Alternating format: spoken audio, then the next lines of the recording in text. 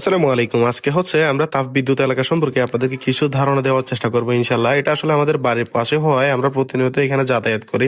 তো চলেন জেনে আসি তাপবিদ্যুৎ এলাকা সম্পর্কে বিভিন্ন তথ্য ও ধারণা।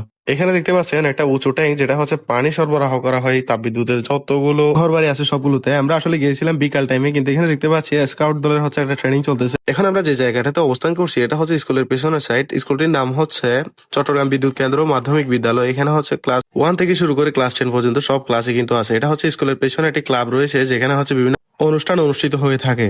বিদ্যালয়টির পেছনে সেখানে থাকা যত মানুষ রয়েছে সকলকার সুবিধার জন্য কিন্তু এখানে মসজিদ, মাদ্রাসা এবং ক্যান্টিন রয়েছে।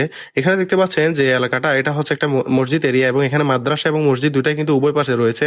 যেখানে স্কুল টাইম হাফ ছুটি হলে তখন কিন্তু এখানে স্কুলের ছাত্ররা এবং সেখানে কর্মরত মানুষরা কিন্তু এখানে 5 ওয়াক্ত নামাজ পড়েন, এবং এটা সেখানে হেফজখানা। এবং ঠিক এর পাশে রয়েছে কিন্তু একটা স্বাস্থ্য কমপ্লেক্স, যেখানে স্কুলের ছাত্রছাত্রীরা কোনো অসুস্থ হলে সেখানে কিন্তু সরাসরি তারা চলে যায় এবং ফ্রি চিকিৎসা নিয়ে থাকে। এবং এর পাশে রয়েছে একটা ক্যান্টিন, যেখানে আমরা নিজেরাও ছোটবেলায় যখন আমরা স্কুলে যেতাম তখন সেখানে টিফিন খেতাম। এবং ঠিক এর অপোজিটে রয়েছে এটা বিদ্যুৎ ট্রান্সফার এলাকা, যেখানে বিদ্যুৎ উৎপাদন করা হয় এবং বিদ্যুতের বিভিন্ন সামগ্রী কিন্তু এখানে রয়েছে, যার ফলে এখানকার উৎপাদিত বিদ্যুৎ হাটাজারি উপজেলার মানুষরা কিন্তু ব্যবহার করে থাকে। আমরা ঘুরতে ঘুরতে কিন্তু প্রায় শেষের দিকে চলে এসেছি। এটা সেই রোড যেটা দিয়ে একদম আমরা প্রবেশ করেছিলাম। এখানে আসলে অন্যান্য জায়গায় যাওয়া নিষিদ্ধ থাকার কারণে আপনাদেরকে সবগুলো জায়গা আমরা ঘুরে দেখাতে পারিনি। এখানে আরেকটি জায়গা রয়েছে যেটাতে আমরা কিন্তু ছোটবেলা থেকে বলে থাকতাম হাজারি গলি, যেখানে চায়না থেকে আসা কর্মরত ইঞ্জিনিয়াররা কিন্তু এখানে থাকতো।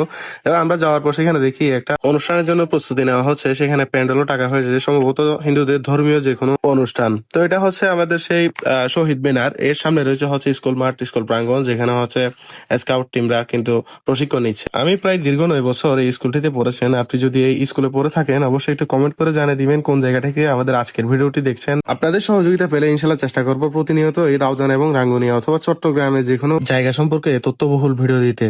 তো আজকের ভিডিও এতটুকুই। ধন্যবাদ। আসসালামু আলাইকুম।